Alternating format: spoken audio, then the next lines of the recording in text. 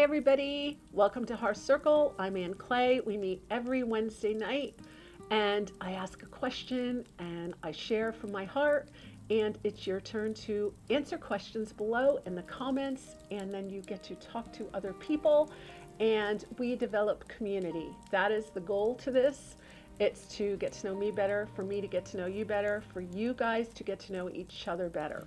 This is step one and something I have in the back of my mind, which I'm not going to go with yet, but we're going to go with step one, which is questions. So let's see what the question is to me right now. Okay, what does friendship mean to you now? Friendship changes throughout your life. It means different things to different people, and it will mean different things to different people right now. My expectations of friendship, I think, in my life haven't really changed, interestingly enough. Friendships can be just a group of people that hang out together so they're not alone. Sometimes those are friendships. I've always wanted more from my friendships. I don't need someone to hang out with. I don't need that. I can be happy alone. I can be happy going to a movie alone. Although I prefer not to be alone, I'm going to be honest with you. But for me, friendships have always meant that you can share. You can share, you can be yourself. You can totally be yourself. Not, a facade, not you have to act a certain way to be accepted. A be yourself kind of friendship. You can laugh together, you can cry together, you can feel safe with that person. That person doesn't talk about you behind your back. That person doesn't throw you under the bus to make themselves feel better. That person is real, and that person cares about you. So throughout my life, I've had different friendships with different people. And as I've gotten older, I've kind of pulled it in a little bit. Like when you're young, you have friends with so many people and you can have fun together. And there are different people that you have for different things. You have this party animal friend, or you have this deep conversation friend, or you have this friend that enjoys the same hobbies as you. Maybe it's skiing or climbing mountains or whatever it is. I'm just throwing all these out here. You have all these different kinds of friends, and then you do different things with different friends. Like I have music friends, and we do music together as music friends.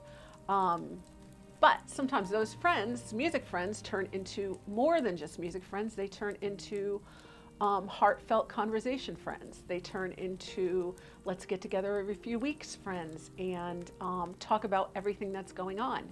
And let's share what's happening in my life and what's happening in your life and how do you feel about that. And, friends that you laugh with.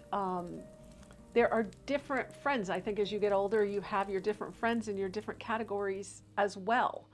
But as you get older and you have less time because of maybe family responsibilities or health concerns to actually get together with friends, you are going to maybe narrow your scope of your friends because, you just don't have enough time. And these friends have developed through the years. They didn't start out as good friends. It takes time to develop those friendships, and the more time you spend with someone, the more you get to appreciate them, and the more that you love to call them your friend, the more comfortable you feel with people. And, at first you're kind of walking this dance and trying to get to know them. They're trying to get to know you. And then at one point you can just be yourself. They know what you're going to say. They know what you're going to wear. They know you. And that's that part of friendship that I really love. When they just truly get you and know you, and they know by one look at you that something's wrong, and they care about that. Those are the friendships that I value now. It feels like I only have, this is the thing about aging, you know, it starts doing this to you. And then the older you get, the more you're realizing that your time is ticking away.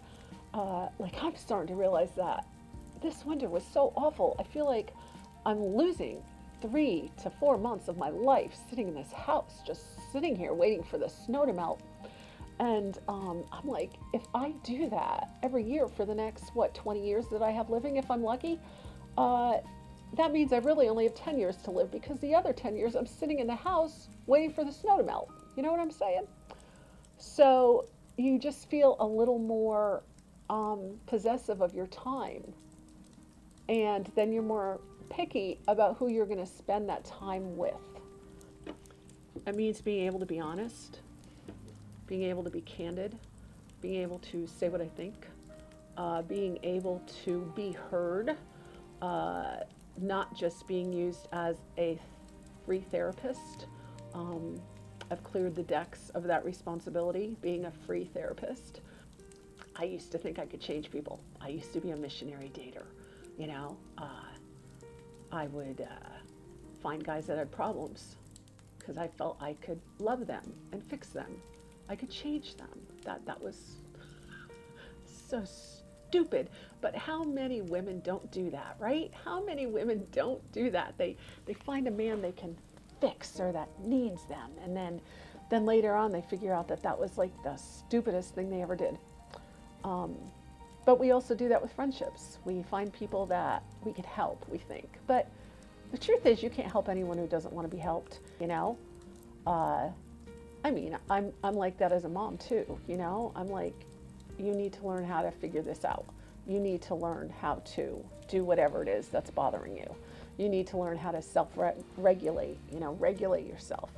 So, yeah, that's what I look for friendship now, is something that's not complicated. Yeah, I'm not interested in doing that anymore. So, all right, your turn to answer that question. What are you looking for in friendships? Answer it below.